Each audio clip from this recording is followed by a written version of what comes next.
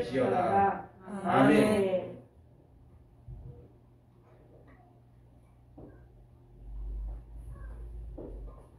예, 오늘 말씀을 통해서 영성 훈련, 예, 그런 제목으로 함께 은혜를 나누고자 합니다. 아멘. 예, 귀한 시간이 될 수 있기를 바랍니다. 아멘. 예.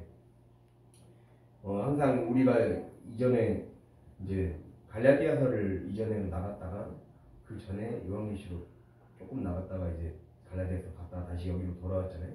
그래서 우리가 좀 다시 놓친 부분들을 다시 보면서 기억을 다시 상기시키고 아멘. 또 본문을 또 다시 보다 보면 또 우리에게는 늘 잘 잊어먹는 그런 게 있잖아요. 하나님의 은혜를 잊어먹고 영적인 감각을 잊어버리면 어느 순간 또 마귀가 공격이 올지 몰라요.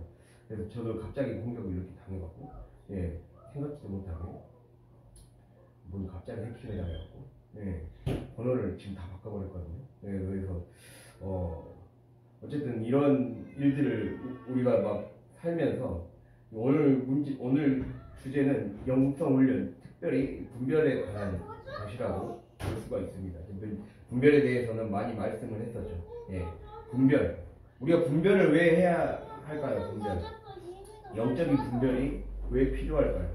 그것을 오늘의 말씀이 뭐라 해야 될까요? 분명하게 말씀에 주고 있는 것을 볼 수가 있습니다. 실제적인 문제를 지금 얘기하고 있잖아요.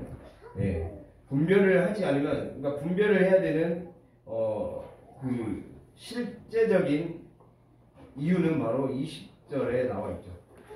책망할 일이 있노라 자칭 선지자라는 여자 이세벨을 내가 용납함이니라고 나와 있어요. 용납함이니. 그러니까 우리가 분별의 훈련, 영적인 분별이란 거, 우리가 먼저 정의를 내리자면, 분별이란 거 영적인 의식을 키우는 것이 분별입니다. 영적인 의식을 키우는 것. 영적인 의식이라는 건 이 진리의 영과 거짓의 영이 무엇인지를 제대로 식별해서 우리 안에 가짜들, 우리 안팎의 가짜들과 거짓들을 딱 잘라내고 빨리 조치를 취하는 것. 그것이 바로 우리에게 분별이라고 할 수가 있죠. 이 영적인 의식을 기르는 것. 그래서 영적인 의식이 깨어있는 것이 분별력 있는 사람이라고 할 수가 있습니다. 그래서 항상 말씀드렸듯이 분리와 구별과 잘라냄이 우리에게 차단 또는 차단, 그러니까 분리, 구별, 차단 혹은 분리와 구별과 잘라냄이 우리에게 가장 분별에 있어서 중요한 3요소라고 볼 수가 있어요. 뭐라고요? 분별과 분리와 구별과 차단이라는 거죠. 그것이 바로 분별의 그 3요소라고 볼 수가 있어요. 그래서 바른 생각과 판단, 진위, 진짜와 위, 가짜를 구별해서 가짜를 잘라내는 거죠.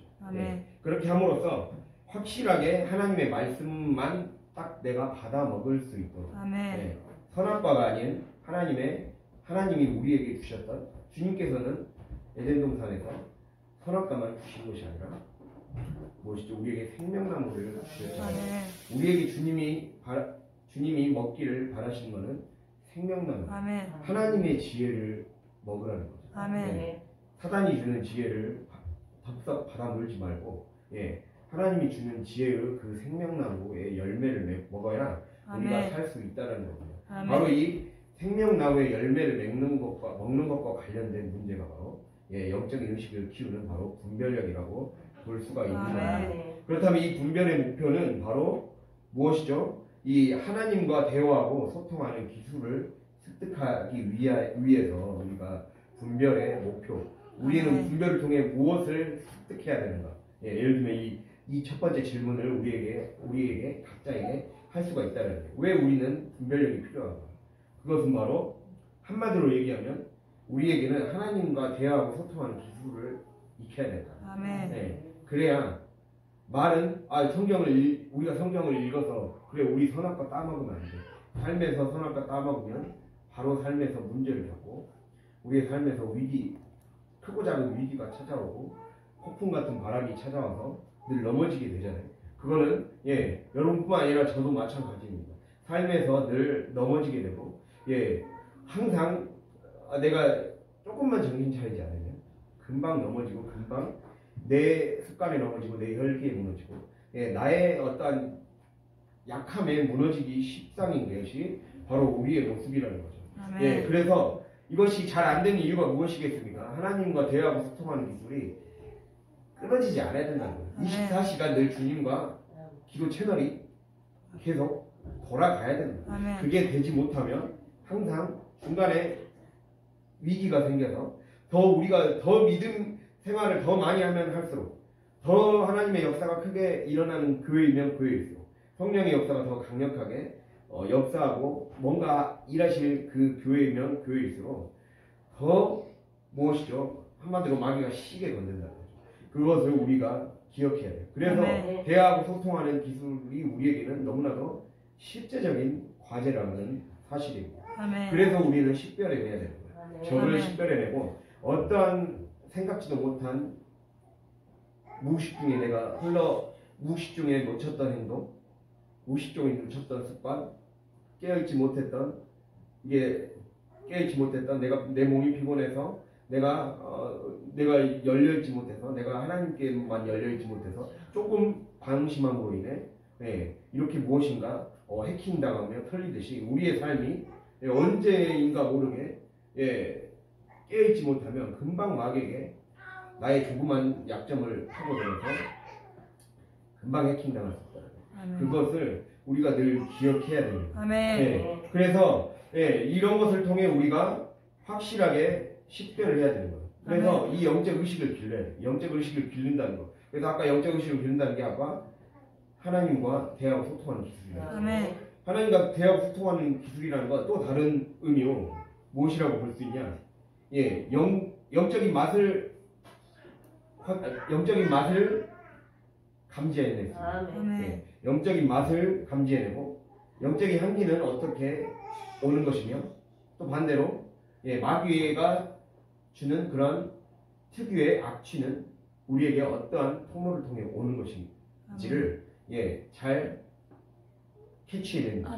그것이 바로 우리에게 해당하는 그러한 분별을 해야 되는 실제적인 이유, 목표라고 볼 수가 있는 겁니다. 그래서 한 책에서는 이 식별, 이 영적 분별에 관한 유명한 책에서는 이렇게 얘기하고 있어요. 왜 우리가 영적인 분별이 필요하냐라고 했을 때 영적인 의식을 기르려면 우리에게 영적인 의식에 동반된 어떤 맛이 있다는 거예요. 영적인 맛이 있고 영적인 향기가 있고 영적인 어떤 특유의 하나님이 주시는 어떤 응답, 하나님이 임하는 통로 이런 것이 있는데 이것을 자기 것으로 만드는 훈련이 영성 훈련이에요. 영성 훈련은 자기 것으로 만드는 거예요. 하나님은 이런 방식으로 일하시는 것을 늘 우리는 나중에 겪고 나중에 실패하고 나서 이렇게 일하셨을 때 이렇게 할 걸, 이렇게 할 때가 너무 많잖아요. 넘어지고 나서 이렇게 할 걸. 제가 그랬으니까 그런 거예요. 제가 자꾸 넘어지고 자꾸 무너지는 삶을 살다 보니까 내가 이렇게 살았으면 더 좋았을 거예요. 제가 실패하고 나니까 이게 너무 현실적으로 딱 다가오는 거예요. 잊혀져 버렸어요. 하나님, 그래서 저는 주님이 저를 목회자로 세워주신 거를 솔직히 말해서 제 개인적인 바람은 왜 나 같은 결점투성이를 쓰시나. 솔직히 그래요. 저에게는 그렇습니다. 저에게는 나의 같은 결점투성이와 내 안에 혈기도 많고 내 안에 정욕을 이겨내지 못하고 내 안에 부족함들이 늘 그 부족함의 이 7분 음선을 넘지 못해서 늘 중요한 고비마다 넘어지는 내 자신이 너무 좀 한심스러웠어요. 그래서 딱 목사 안수를 생각보다 하나님은 왜 이렇게 일찍 시켜주시지? 그래 너무 힘들었어요.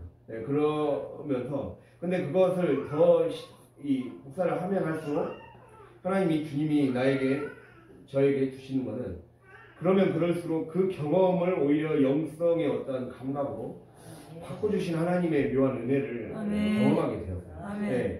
나의 어떤 내가 약해서 넘어졌던 것을 하나님은 사역을 위한 도구로 쓰시더라고요. 그렇게 함으로 인해 하신다는 거예요. 그러니까 우리들 각자도 여러분의 삶에서 늘 반복적으로 삶에서 부딪혔던 삶의 문제들.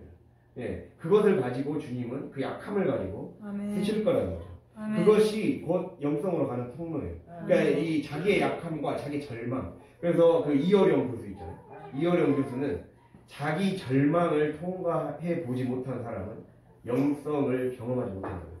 예, 그러니까 자기 절망의 깊이를 많이 체험해 본 사람.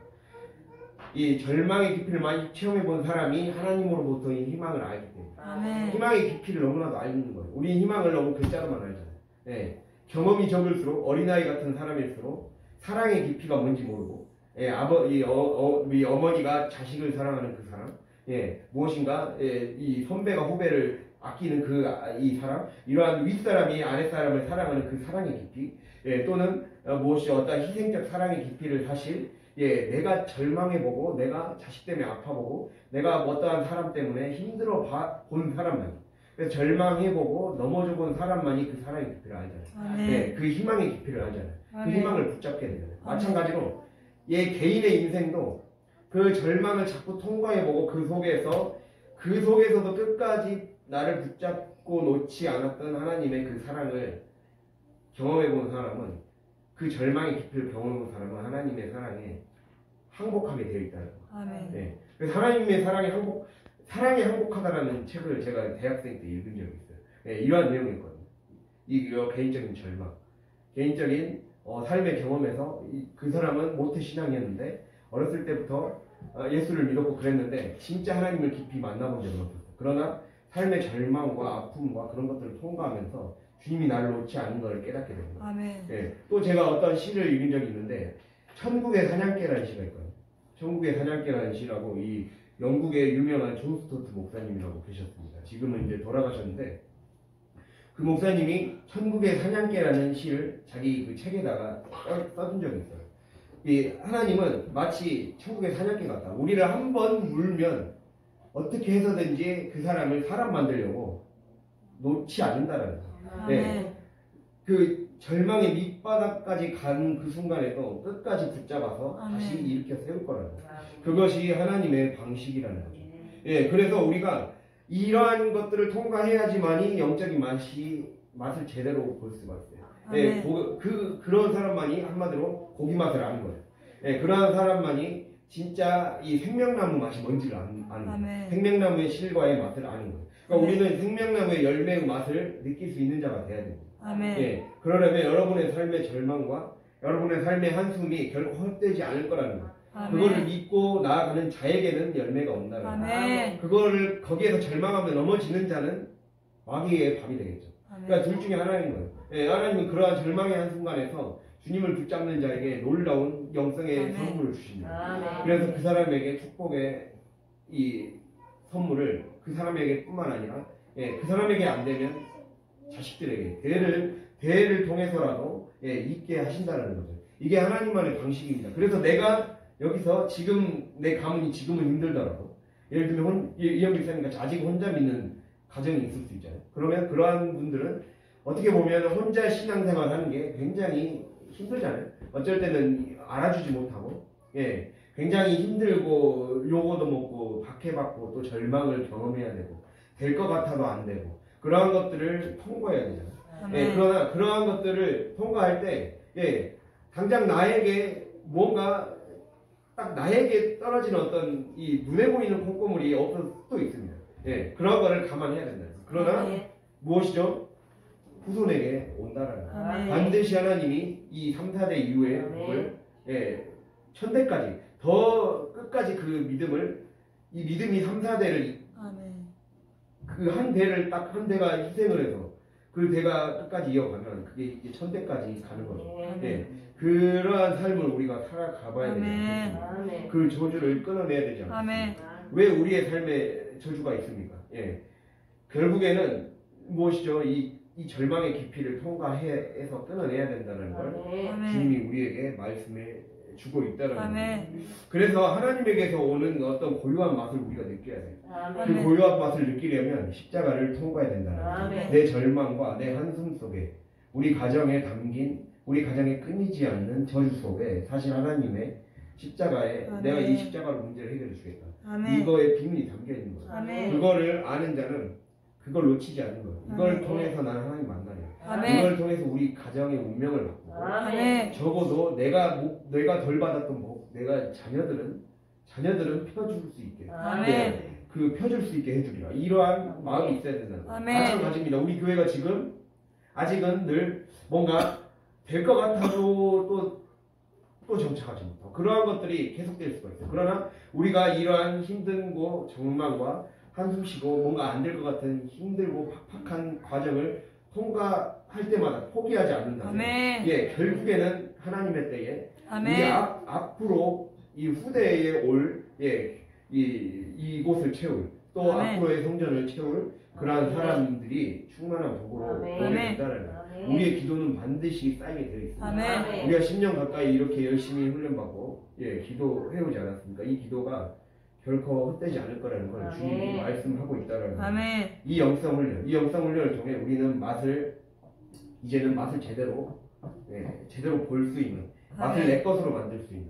그래서 아멘. 제가 말씀드린 거는 영성 훈련의 목표는 한마디로 정리하자면 이 영적인 맛과 영적인 향기 그리고 이 영적인 향기를 맛봄으로 인해 주님과 대화하고 소통하는 기술을 습득하고 이걸 통해 영적인 맛이 있다고 왔을 때 이걸 놓치지 않고 내 것으로 취해서 심을 수 있는 자, 남길 수 있는 자, 뿌릴 수 있는 자, 그러한 자가 될 때 놀라운 복의 주인공이 된다. 또는 복의 유통자가 된다. 후손에게 전해줄 수 있는 자가 된다. 그 중에 무엇인가 하나는 될 수 있다라는 사실입니다. 우리가 그러한 삶을 꼭 살아갈 수 있기를 간절히 바랍니다. 이거를 하려면 몸의 훈련이 필요해요. 영성 훈련은 뜬구름 잡는 훈련이 아니에요. 내 생각으로 하는 게 아니에요. 우리가 지적인 동의로만 예수님을 믿는 게 아니에요. 믿음은 지적인 동의만 있는 게 아니에요. 믿음은 피스티스라고 해서 충성이라는 뜻입니다. 믿음은 반드시 삶에서 내가 충성을 바쳐야 돼요. 내 시간에 충성을 바쳐야 되고 물질과 내 몸에 충성을 바쳐야 돼요. 그리고 어떠한 무엇이죠? 전도하면서 그리고 삶에서 예배를 살아가면서 내가 내 맘대로 살고 싶었던 시간 사용을 충성되게 바쳐야 돼요. 그걸 하지 않으면 몸의 훈련을 하지 않으면 또 내 정욕을 이기는 훈련, 내 고집을 이기는 훈련, 내 안에 있는 온갖 더러운 욕망들을 이겨내는 그 몸의 훈련을 하지 않으면 그거를 반드시 통과해내지 않으면 악령을 이겨낼 수 없다라는 거예요. 마귀를 이겨낼 수 없다라는 거예요. 그 맛이 좋다고 생각하고 바로 씹어먹는 자가 될 수가 있다라는 거예요. 우리 이제 그렇게 살지 않아야 되지 않겠습니까? 너무 많이 선악과를 따먹었습니다. 너무 많이 선악과를 따먹었고 바로 이 직전까지도 또 선악과를 한두 개씩은 따먹고 왔어요. 늘 섞어 따먹으면 문제가 되는 거예요. 생명나무 많이 먹는 것 같아도 한두 개 때문에 문제가 생길 수 있어요. 한두 개를 파고들어서 마귀는 공격을 해대오고 온갖 회오리바람을 불어서 우리의 삶을 공격해 오기 시작하고 물질을 흔들고 관계를 흔들고 사람들과의 어떤 교회를 흔들어대기 시작한다는 겁니다. 그래서 우리는 잘 잘라내야 되고 구별해내야 되고 분리해내야 된다는 사실입니다. 우리가 그러한 교회가 되고 그러한 성도들이 될 수 있기를 간절히 바랍니다. 이것이 바로 귀 있는 자라는 거죠. 그러니까 이것이 실제로 가능하려면 귀가 열려야 돼요. 성령님께 말씀에 귀를 기울이고 집중하고 주목하는 상태가 되어야 한다는 걸 우리가 꼭 기억할 수 있기를 바랍니다. 그래서 이 첫 번째 주제 분별, 영적 의식 훈련, 영의 맛과 향기를 감지해내서 내 것으로 만들어서 이것이 만들어져야 주님과 대화가 되는 거예요. 영의 맛이 내 것이 딱 입맛이 맞기 시작할 때 그걸 되려면 반드시 우리의 속에 반드시 조건을 통과해야 되는 게 절망의 깊이를 통과해야 됩니다. 그것을 통해 그것이 더 깊으면 깊을수록 나를 넘어서는 그 깊이가 더 깊어지면 깊어질수록 주님은 더 크게 은혜로 역사하셔서 놀랍게 쓸 것입니다. 그것을 꼭 믿고 우리가 주님을 바라보며 나아갈 수 있는 저와 여러분이 될 수 있기를 바랍니다. 그럼 반대로도 생각해 볼 수 있겠죠. 이렇게 영의 맛과 향기를 제대로 감지해내서 캐치해내고 내 것으로 만들어낼 수 있는 자는 결국에는 복의 유통자가 되고 주인공이 되지만 이 영적 의식 훈련, 영의 맛과 향기를 내 것으로 만들어내지 못한 자는 어떠한 삶에서 위험을 겪게 됩니까? 바로 용납이라는 거예요. 20절 얘기했잖아요. 20절에 우상의 자칭 선지자라는 여자 이세벨을 내가 용납함이니. 그러니까 두 가지 키워드. 영적 의식 훈련이 제대로 되지 않으면 미혹되고 용납을 하게 됩니다. 예. 용납을 하게 된 이유는 내가 미혹되기 때문에. 내가 악한 영이 미혹되기 때문에. 예. 내가 쉽게 이 마귀가 주는 순간의 달콤한 맛에 쉽게 미혹이 되고요. 유혹이 된다라는 사실이에요. 그래서 그 미혹이 나를 사지로 끌고 가는 거예요. 죽음으로 끌고 가는 이 거짓에, 가짜에 너무 쉽게 미혹되어서 그것들을 용납하고 타협하는 일들이 벌어지게 된다는 거죠. 이게 영적 의식 훈련이 제대로 되지 않는 자에게 나타나는 증상이에요. 미혹, 용납, 타협. 미혹과 용납과 타협의 증상이 나타나는 거예요. 첫 번째는 미혹이라는 거죠. 우리의 삶에 반드시 미혹에 사로잡히게 되어 있다는 거예요. 그래서 분명히 무엇인가 크고 작은 선악과를 따먹게 되는 일들이 우리의 삶에 벌어지게 되고, 그것을 한 번 따먹은 거를 허용하다 보면 이제 용납이 쉬워져요. 예, 그러다 보면 타협하게 된다는 거죠. 예, 용납과 타협이 무엇입니까? 예, 용납 혹은 타협이 거짓의 아비 마귀에게서 나온 거짓 선지자의 가르침을 쉽게 용납해 준 것이 이 오늘 본문에서 볼 수 있는 거잖아요. 두아디라 교회를 예로 들고 있잖아요. 그러나 두아디라 교회를 예로 들고 있지만 우리의 평소의 삶의 모습이라고 볼 수가 있어요. 우리는 크고 작게 미혹되게 됩니다. 예, 마귀에게 쉽게 지게 되고, 이것이 만만치 않은 싸움이라는 걸 늘 느슨하게 생각할 때가 많아요. 예, 굉장히 실제적인 싸움이에요. 사단은 늘 포진해 있어요. 제가 저번 예배 때 1장 2절 영희식 1장 2절을 하면서 증인 얘기했잖아요. 증인을 하려면 진리를 선포해야 되는데, 진리를 선포하려면 가짜를 반드시 먼저 밝혀내서 끊어내야 된다 했잖아요. 예, 가짜를 밝혀내서 끊어내려면 우리가 이 가짜의 거짓의 아비가 마귀이지 않습니까? 예, 마귀가 처음에 아담과 하와가 선악과를 따먹음으로 인해 아담과 무엇이죠? 사람과 뱀이 다 저주를 받으면서 뱀은 흙을 먹는다 했잖아요. 그러니까 이 뱀이 흙을 먹는다는 걸 영적으로 우리의 삶에 마귀는 우리의 몸을 자기 집으로 생각하고 우리의 삶을 무너뜨리고 내 삶을 망가뜨리려고 내 생각과 내 행동과 나의 버릇 가운데 틈타고 들어와서 가문 가운데 내 습관 가운데 온갖 저주의 씨앗을 다 뿌리고 있는 거죠. 그러고 그렇게 함으로 인해 나를 갉아먹고 있어요. 그거를 깨달아야 돼요. 흙을 먹고 너는 흙을 먹을지니라 그랬잖아요. 그것이 우리에게 영적으로 우리가 한번 봐봐야 돼요. 이 말씀을. 우리의 삶을 얼마나 갉아먹고 있는지. 수많은 통로를 통해 갉아먹고 있는 거예요.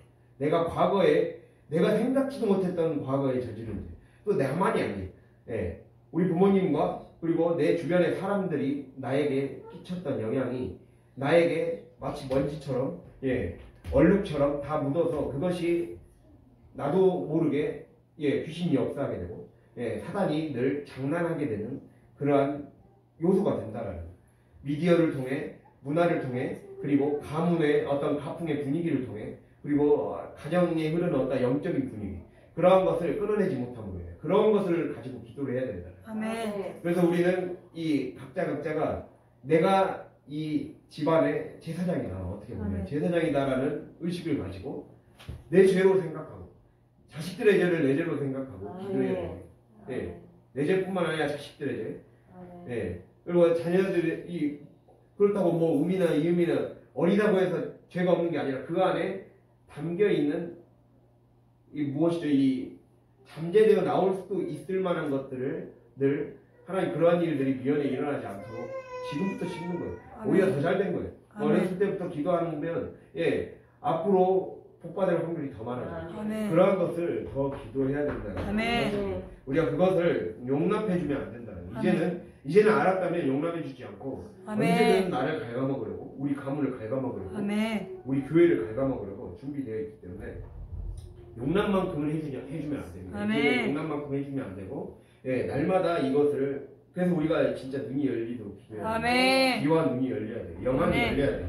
영안이 열리도록 우리가 기도하고 나아갈 수 있는 삶이 될 수 있기를 바랍니다. 용납이란 건 헬라어로 아피엠이라고 해요. 마음대로 좌지우지하도록 허용해줘, 이런 뜻이에요. 마음대로 그냥 내 삶을 마음대로 내가 하나님의 말씀이 나를, 그러니까 영적인 법칙은 둘 중에 하나가 있어요.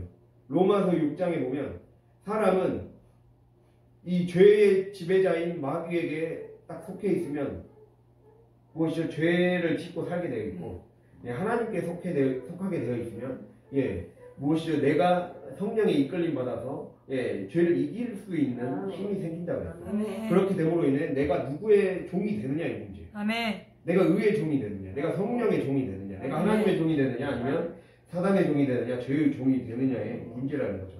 그것을 누구에게 좌지우지하게 하느냐의 문제라는 거예요. 그 용납이 바뀌어야 돼요. 주님이 나를 마음대로 이끌어 가실 수 있도록 용납해 주는 삶이 되어야 된다는 거예요. 그러나 자꾸만 우리는 마음대로 사단이 좌지우지하는 것에 대해서 너무 느슨했다는 거예요. 그 느슨함에 우리는 이제 지금이라도 허리띠를 졸라매고 긴장을 하면서 살아갈 수 있기를 간절히 바랍니다. 그거를 주님이 우리에게 말씀해 주고 있다는 거예요. 그래서 제가 아까 말씀드렸듯이 타협하고 용납해 줘버렸다는 것은 그만큼 거짓 영에 완전히 미혹을 쉽게 당하고 있다는 거예요. 내가 삶에서 하나님이 원하시지 않는 어떠한 삶의 것들이 분명히 있어요.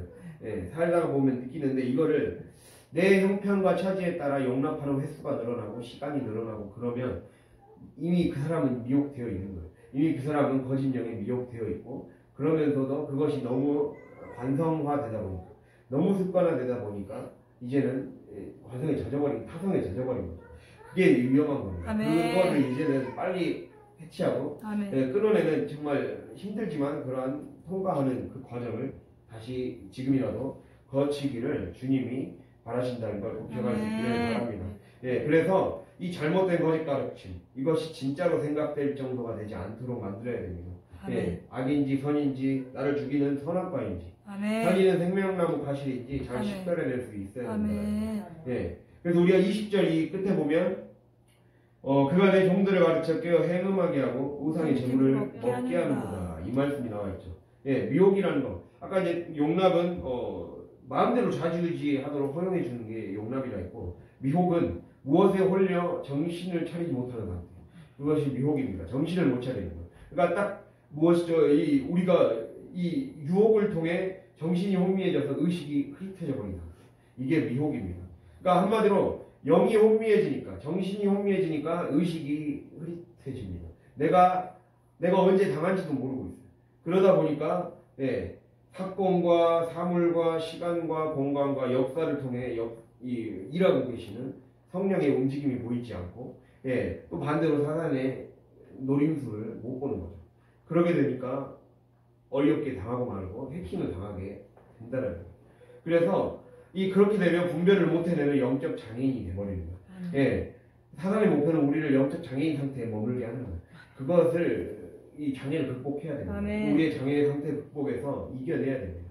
이겨내서 성령으로부터 능력을 받아서 우리의 삶을 반드시 안진뱅이 상태에서 일어나기를 주님이 바랍니다. 38년 된 병자처럼 안진뱅이 상태로 앉아있지 말라는 거예요. 주님은 그 자리에서 일어나라 그랬잖아요. 일어나라 그러니까 바로 일어났잖아요. 그런데 마귀는, 제가 요한복음 5장이잖아요. 그 38년 된 병자에 대한 38년 된 병자의 문제점은 무엇이었습니까? 마귀가 심어놓은 시스템에 그대로 걸려든 거예요. 마귀의 메시지는 그 베데스다 연못에 1등으로 도착한 사람만이 병에 낫는다. 그렇게 함으로 인해 누가 1등으로 도착하겠습니까? 솔직히 가장 건강한 사람만 1등으로 도착하지 않겠습니까? 한마디로 은연중에 고침받을 수 없다는 걸 얘기해 주는 거예요. 그걸 자꾸 붙잡게 만들고 세상의 거짓 메시지를 붙잡게 만드는 거죠. 마귀는 이렇게 우리의 영을 흐릿하게 만들어서 가짜 메시지, 붙잡아봤자 나를 죽이고 내 영을 죽이고 내 가정을 죽이고 내 물질을 앗아가는 메시지에 너무 쉽게 홀리게 만든다는 거예요. 진짜 중요한 건 그냥 성령 의지에서 그 자리에서 일어나면 고쳐지는데 우리는 그거를 못하고 바보같이 사는 거죠. 눈앞에 그 38년 된 병자가 뭐라 합니까? 나를 일으켜 세워주는 자가 없으니까 나는 나음받지 못했다는 거예요. 그 말이 됩니까? 그러지 말라 그러잖아요. 예수님은 그냥 네 자리에서 일어나 걸어가라. 예, 그렇게 말씀하잖아요. 우리의 의식이 바뀌어야 된다. 아멘. 우리의 의식이 우리의 영이 얼마나 혼미해져 있는지를 깨달으라는. 우리는 38년 된 병자와 같은 모습들을 너무 많이 보여준다. 제가 말씀드렸잖아요. 38년 된 병자는 이스라엘이 이 시내산에서 십계명 받고 성막 받을 때와 그리고 또 나머지 1년은 그 성막 받고 나서 1년 동안 다시 요단강을 향해 떠날 때 그 1년 빼고 38년간 방황한 숫자를 38년입니다. 그러니까 이 요한복음에 나오는 38년은 이스라엘이 방황했던 그 38년을 상징하는 숫자예요. 그러니까 그만큼 우리의 삶이 너무나도 허송세월하는 삶이 많다라는. 하나님의 말씀에 묶여 있지 못하면 결국에는 38년 된 허송세월을 하게 될 수가 있다는 거예요. 그러나 거꾸로 우리가 다시 생각해 볼 수 있어요. 지금까지 38년의 인생. 제가 38살이에요. 38년의 인생을 정말 방황해 왔어요. 진짜 뭔가 하나님을 믿고 교회를 다닌다고 하면서도 내가 진짜 성령의 의지에서 영적으로 살아가지는 못하니까 늘 방황하고 넘어지고 또 광야 방랑생활을 해요. 그러나 주님은 지금이라도 일어서면 맛보게 해주시겠다는, 요단강 가게 해주시겠다는. 38년간 통과하지 못했던 1세대는 죽었지만 나머지 2년의 2세대는 결국 성령을 의지해서 통과했잖아요. 우리는 지금까지 1세대와 같은 삶을 살아왔다면 지금이라도 영적으로 깨어나서 2세대같이 요단강으로 건너가 보자는 겁니다. 이전의 삶은 주님이 다 지나갔다고 말씀하시고 이전 것은 지나갔으니 보라 새 것이 되었다. 주님이 우리의 삶을 그렇게 새롭게 역사하게 하시기를 바라신다. 그래서 이것이 되려면 우리가 빨리 이제는 혼미한 상태에서 이제는 이 당장에 늘 38년 동안 방황했던 1세대의 특징이 무엇입니까? 당장 내 앞에 먹을 거, 고기 없어서 불평하고, 당장 내 앞에 채워질 것이 없어서 불평하고 힘들어했던 세대잖아요. 나에게 외적인 것이 결핍되어 있기 때문에, 내 환경이 좋지 못하기 때문에 나는 이러한 문제를 겪고 있다. 이걸 항상 얘기해야 돼요. 38년 된 병자도 얘기했잖아요. 자기가 장애가 있기 때문에, 누군가 도와주지 않기 때문에, 사회가 이러기 때문에 이런다. 이렇게 얘기하고 있잖아요. 그게 아니잖아요. 주님이 우리와 함께 하시면 무엇이든지 그 자리에서 바로 일어설 수 있다. 나올 수 있다라는 거. 모든 문제의 답은 성령 하나님께 있다. 그것을 의지하면 단 2년 안에도 38년간 못했던 가나안 정복을 2년 만에 해버리잖아요. 그거를 가능하다라는 거예요. 우리의 삶이 지금까지 힘들었어요. 지금까지 방황했다면 이제 남은 삶의 상징적인 인연은 우리는 이제 지금까지 그런 삶을 살았다면 이제는 우리에게 희망일 거라는 거예요. 우리가 이 절망의 깊이를 정말 잘 통과한다면 주님이 우리의 영을 새롭게 하여 주셔서 우리의 혼미한 영을 깨워주시고 우리의 흐릿했던 의식을 깨워주셔서 성령이 우리를 충만하게 역사하셔서 비로소 강을 건너게 하시고 비로소 여리고를 정복하게 하시고 땅을 기업으로 받게 하실 거라는 거예요. 우리가 그것을 믿고 살아갈 수 있는 저와 여러분이 될 수 있기를 바랍니다. 이걸 위해서 우리가 어떻게 하자는 거예요? 우리의 영적인 맛을 맛볼 수 있는 시각과 미각과 후각을 살리자는 거예요. 영적인 시각이 열려야 되고 영적인 후각과 촉각과 그러니까 오감각이 열려야 돼요. 육감이 열려야 돼요. 그렇게 함으로 인해 더 이상은 악령이 공격해오는 루트와 레이더에 속수무책으로 당하지 말자는 거예요. 그렇게 그래서 말로 닦아먹고 행동으로 닦아먹고 또 반복되는 습관으로 닦아먹고 이제 알 때도 됐는데 지식적으로만 알다가 또 말로 닦아먹고 이러한 행동하지 말고 이제는 진짜 영적으로 싸워보자는 거예요. 영적인 문제는 영적으로 싸워야 돼요. 그래야 이길 수 있어요. 우리 자꾸만 영적인 싸움을 육적으로 해결하려고 하니까 그걸 넘어서지 못한 거예요. 38년 된 병자도 영적인 방법으로 이게 고침받았어야 했어요. 그렇기 때문에 못 고침받은 거예요. 우리 삶의 문제는 결국에는 모든 것이 영이 육을 지배하게 되어 있어요. 근본적인 우리의 삶의 문제는 영이 깨어나야 돼요.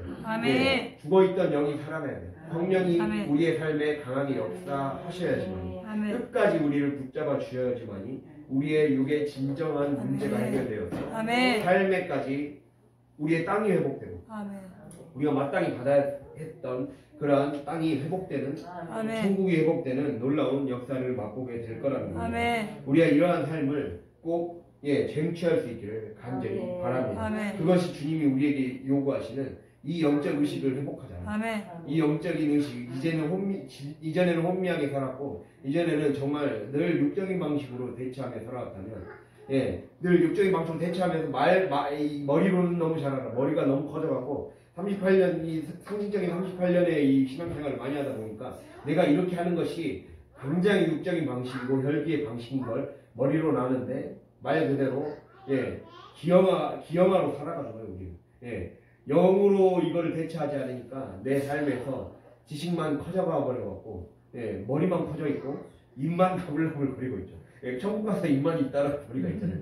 그런 것처럼 우리 안에 입만 너무 무성한 입만 무성한 이상하네.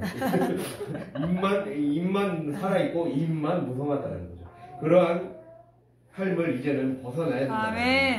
그럼 우리가 마지막 주제로 영적 의식 훈련이 잘 되려면 무엇 해야 될까요? 그것은 바로 하나 찾아볼까요? 고린도후서입니다.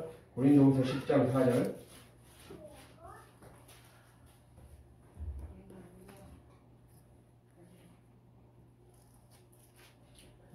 예, 296페이지. 10장 3절에서 5절입니다. 3절에서 6절까지 있겠습니다. 296페이지. 296페이지 함께 읽겠습니다. 우리가 육신으로 행하나 육신에 따라 싸우지 아니하노니 우리의 싸우는 무기는 육신에 속한 것이 아니요 오직 어떤 경건하심도 무너뜨리는 하나님의 능력이라. 모든 이론을 무너뜨리며 하나님 아는 것을 대적하여 높아진 것을 다 무너뜨리고 모든 생각을 사로잡아 그리스도에게 복종하게 하니 너희의 복종이 온전하게 될 때에 모든 복종하지 않는 것을 바라려고 준비하는 중에 있노라. 아멘. 여기서 분명하게 얘기해 주죠. 우리가 영적 의식 훈련이 잘 돼서 영적인 맛과 향기를 감지해내고 내 것으로 취할 수 있는 자가 되려면 한마디로 5절에 나와 있는 것이 답입니다. 하나님 아는 것을 대적하여 높아진 것을 다 무너뜨리고 다 무너뜨리고 어떻게 하라는 거예요? 그리스도에게 복종하게 만들어라. 하나님 아는 것을 대적하여 다 무너뜨리고 그리스도에게 복종하게 만들어라. 그러니까 우리는 여기에서 첫 번째로 우리가 무너뜨리고 사로잡아야 할 하나님 아는 것을 대적하여 높아진 것을 알아야 된다. 내 삶에서 하나님보다 더 높아진 것이 무엇인지를 식별해내야 된다. 분별해내야 된다. 그것이 바로 무엇입니까? 고개를 한번 드시기 바랍니다. 그것은 바로 첫 번째로 영을 죽이는 분위기를 식별하라는 거예요. 영을 죽이는 분위기. 우리의 환경 가운데, 상황 가운데, 여러 가지 가정 가운데 영을 죽이는 분위기가 있다는 거예요. 딱 두 가지입니다. 영을 죽이는 분위기와 영을 죽이는 말들. 이 두 가지를 잘 식별해야 됩니다. 그래야 이거를 굴복시켜야 돼요. 이거를 그리스도 중심으로 완전히 만들어버려야 돼요. 뭐라는 거예요? 영을 죽이는 분위기와 영을 죽이는 말들, 이거를 바꿔야 된다. 이거를 완전히 하나님 중심의 말로 바꾸고 하나님 중심의 분위기로 가정을 바꿔버려야 된다. 그거를 주님이 기다리고 있어요. 그래서 6절에 너희의 복종이 온전하게 될 때에 복종하지 않는 것을 벌하라고 준비하는 중에 있노라 그러잖아요. 주님은 우리의 삶에 곳곳에 숨어 들어가서 자기가 집주인 냄새하고 있는 마귀를 색출해내기를 바라시고 이렇게 해서요. 그래서 그것을 나의 힘을 의지해서 싸워봐라. 그래서 그거를 잘 색출해내면 내가 하나님의 때에 이들을 물리쳐주고 나에게 놀라운 복으로 채워줄 것이다. 그것을 복의 공간으로 채워주겠다라는 거예요. 그거를 약속하고 있어요. 그러려면 반드시 모든 이론을 다 무너뜨리라는 거예요. 너가 쌓아온 삶의 탑을 다 무너뜨리고 하나님의 예, 성전을 세우라는 거예요. 예, 바벨탑을 무너뜨리고 성전을 세우라는 거예요. 그게 어떻게 보면 창세기가 보여주고 있는 진리예요. 예, 창세기 11장은 바벨탑이 나오고 창세기 12장은 아브라함이 하나님의 말씀을 듣고 처음으로 가나안 땅, 그러니까 이 아브라함은 땅 밟기를 한 거예요. 예, 아브라함이 내가 너에게 지시할 곳으로 가라 그랬잖아요. 그러니까 바벨탑 지금 그게 보여주는 게 창세기 11장에서는 바벨탑을 보여줬어요. 하나님을 대적한 자들, 하나님보다 자기 이름을 높이려고 한 자들은 바벨탑을 쌓았다는 거예요. 자기만의 성. 바벨탑은 자기만을 위한 성전을 쌓았다는 말이거든요. 하나님이 주인되지 않고 자기가 그 아래 주인되어 사는 그 집을 쌓았다는 의미예요. 예, 반대로 아브라함은 그와는 반대로 하나님의 말씀만 듣고 지시할 땅으로 가서 그곳에 먼저 가나안 땅에 먼저 도착했어요. 그러니까 이 이스라엘 백성이 후에 400년 후에 도착했잖아요. 이 세대들이 도착하기 전에 이미 아브라함은 그 약속의 땅에 먼저 도착해서 거기서 제단을 쌓았다고 창세기 12장 9절에 나와 있어요. 예, 그걸 우리에게 무엇을 말씀해 주고 있습니까?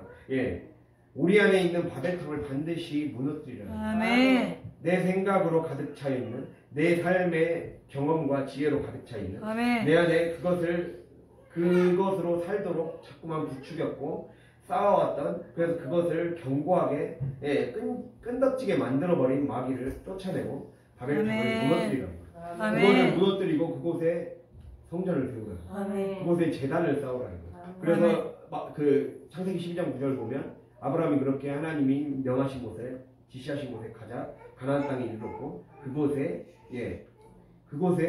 제단을 쌓았다는 거예요. 그곳에 제단을 쌓았다. 예, 하나님께 먼저 그 상징적인 어떤 행동을 한 거예요. 그걸 통해서 하나님이 이곳을 언젠가 내 후손들에게 반드시 하나님의 약속으로 주실 것이라는 거예요. 그 약속만 믿고 심은 거예요. 그 약속의 씨앗을 심은 거죠. 우리 그렇게 하라는 거예요.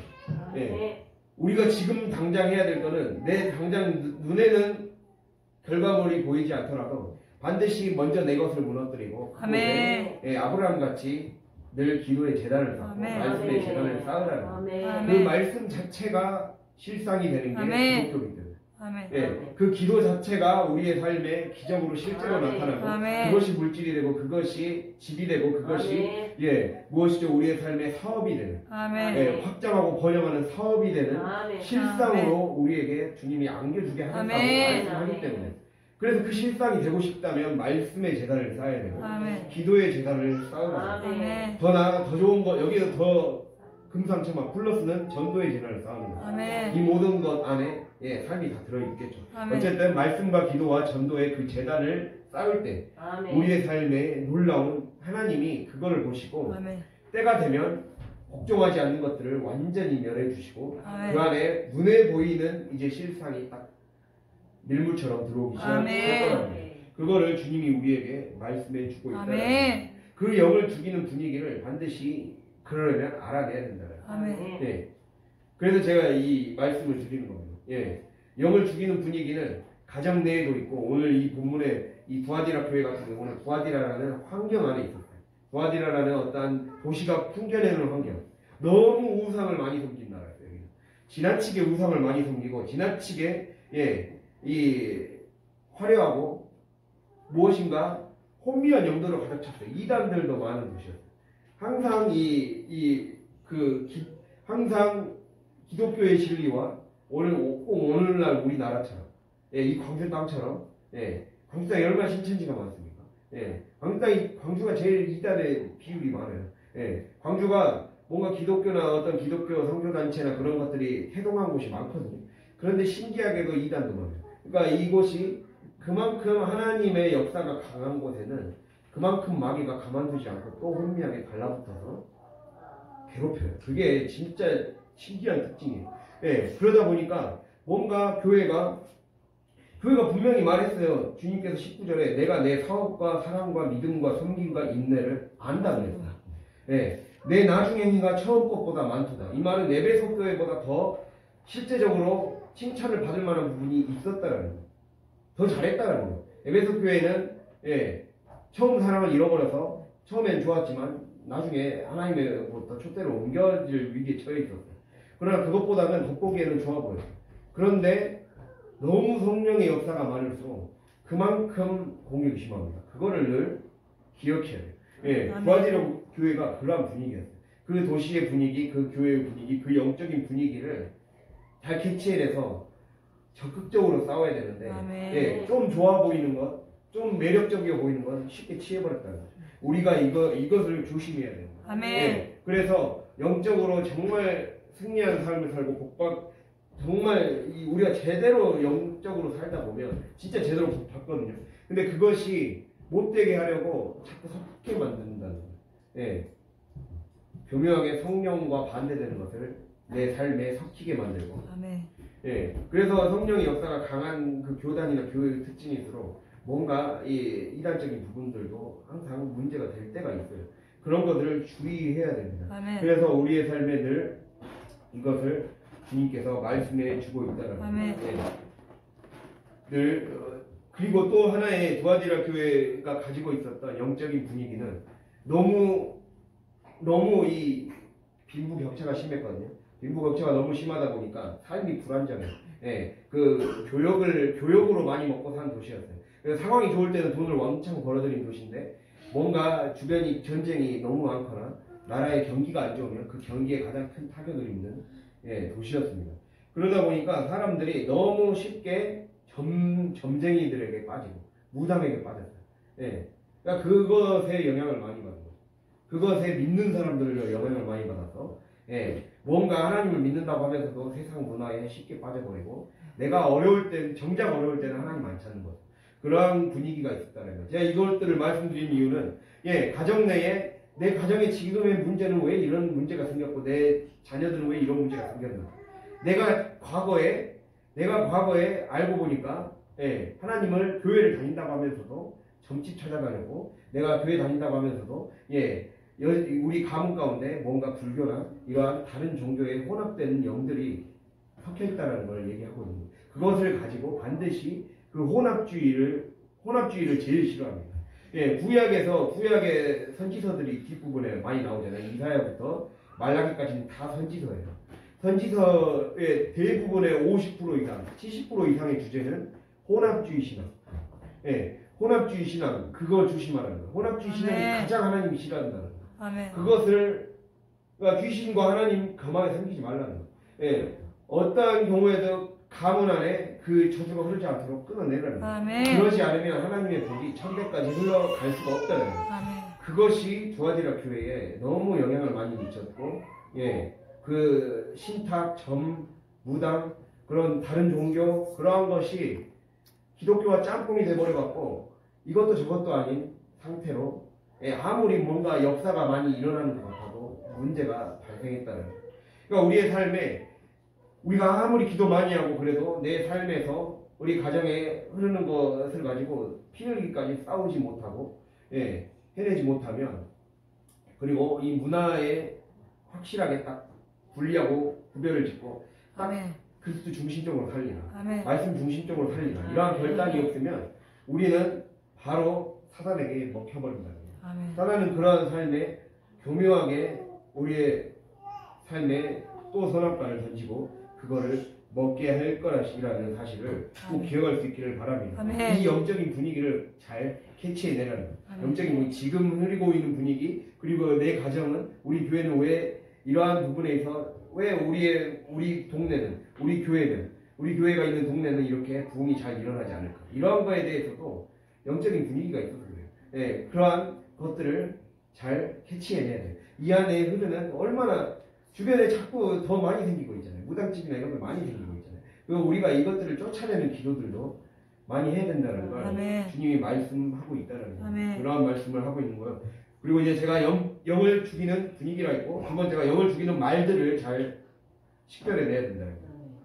영을 죽이는 말들이란 건 영을 죽이는 가르침일 수도 있고 그러니까 이단적인 가르침일 수도 있고 또는 영을 죽이는 말들이란 건 세상적인 가치관, 너무 세속적인 가치관이 많을 때 내가 교회는 다닌다고 하면서 삶을 살아가는 방식은 세속적인 가치관하고 별 다를 바가 없어. 그거는 영을 죽이는 말들입니다. 그리고 또 영을 죽이는 말들은 내가 이 삶에서 우리에게 중요한 건 기독교는 무엇입니까? 말씀의 종교잖아요. 이게 제일 중요합니다. 우리에게 가장 중요한 건 영을 죽이는 말들은 말씀의 종교이기 때문에 말씀으로 늘 선포를 해요. 아멘. 이 선포를 하지 않고 선포를 못하게 만드는 거예요. 예, 제가 말씀드렸잖아요. 이 귀신, 이 예수님이 귀신에게 이름을 붙일 때 두 가지가 있어요. 더러운 귀신, 예, 더러운 귀신과 말 못하고 못 듣는 귀신. 두 가지를 꼭 얘기했어요. 마가복음에서 예, 더러운 귀신, 이 더러운 귀신이라는 것과 말 못하고 못 듣는 귀신, 예, 우리에게 못 듣게 만드는 거예요. 그리고 말을 못하게 만드는 거예요.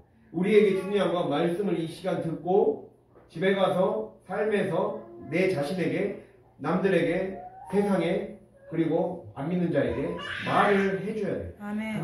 그것이 곧 영적인 일이에요. 아멘. 그걸로 인해 성령이 그 사람에게 전달이 되는 것이고 아멘. 역사가 일어나는 것이고 아멘. 성령이 일하시는 통로가 되는 거예요. 아멘. 그래서 이 영을 죽이는 말들, 이것을 해방시켜야 돼요. 아멘. 늘 말을 해방시켜줘야 돼요. 아멘. 말을 내 자신에게 자꾸 긍정적인 말을 많이 해야 돼요. 아멘. 긍정적인 말을 많이 하고 나는 될 수 있다. 네, 나는 반드시 하나님이 쓰신다. 나는 우리 가정을 하나님이 반드시 쓰신다. 지금이 삶에 지금까지는 30년 된 병자 같았어도 주님은 지금부터 일하시고 네, 지금까지 그 작업을 해하셨고 반드시 우리 가정은 정복한다. 반드시 우리 가정은 네, 하나님의 축복받는 가정이 된다. 이거를 날마다 선포하라는 거예요. 아멘. 제가 이 신학교 다닐 때 그 히브리어 구약 언어인 히브리어 시간 때 히브리어 문법 중에 선포의 과거형이라는 문법이 있어요. 그 히브리어만의 특이한 문법이거든요. 이게 무슨 문법이냐면 너는 됐다. 예를 들면 너는 축복 받았다. 근데 이게 실제로는 언어를 딱 보면 이 미래형으로 돼 있거든요. 근데 이거를 과거형으로 해석해 줘야 된다. 그래서 너는 축복 받았다라고 해석해 줘야 된다. 네, 이미 하나님이 이미 된 것으로 선포하는 문법이에요. 네. 그러니까 그래서 이 문법이 어디에서 많이 나오냐면 신명기에서 내가 너희에게 땅을 주었다라고 표현되어 있어요. 네. 그냥 단순 문법으로만 보면 나는 너희에게 땅을 줄 것이다라고 사람들은 해석하기 쉬운데 이게 원래 뜻은 주었다는 거예요. 하나님이 이미 선포해버렸고 이미 너희 것이 돼버렸다는 거예요. 그러니까 이 말씀이 전달되는 순간 여러분의 삶은 이미 현실이 되기 직전이에요. 네. 내가 그것을 계속 심는 문제예요. 이것을 그래서 믿음이 있어야 돼요. 우리가 믿음이 없으면 내가 놓치는 거예요. 눈앞에서 놓치는 거예요. 이미 실상이 되기 직전의 것을 우리는 너무 많이 놓쳤다라는 걸 얘기하고 있는 거예요. 끝까지 심어야 됩니다. 네, 그것이 하나님의 때에 복종하는 것이 버려지는 그때 하나님의 모든 것이 이제 때가 됐다. 이제 지어도 되겠구나. 이제 그릇이 찼구나. 이제 딱 마귀가 다 쫓겨났구나. 그래서 그때 딱 하나님이 한 큐의 실상으로 눈에 보이게 보여주실 거라고. 그 전에는 우리 안에서 실상이 돼야 돼요. 눈에 보이는 환경의 실상이 되기 전에 내 말이 실상이 돼야 되고 내 의식이 실상이 돼야 되고 내 의식이 바뀌기를 먼저 바라고 내 의식이 먼저 바뀌어야 돼요. 내 의식의 성전이 딱 지어져야 되고 내 의식이 커야 돼요. 내 그릇이 커져야 돼요. 내 그릇이 먼저 실상이 되기를 바라시고 그러면 바로 바뀌는 거예요. 그것을 주님이 바라시고 계세요. 그것이 바로 하나님이 마침내 일을 딱 제대로 이제 환경적으로 나타내실 때라는 겁니다. 그것을 믿고 우리가 나아갈 때 우리는 반드시 승리를 맛보게 될 것입니다.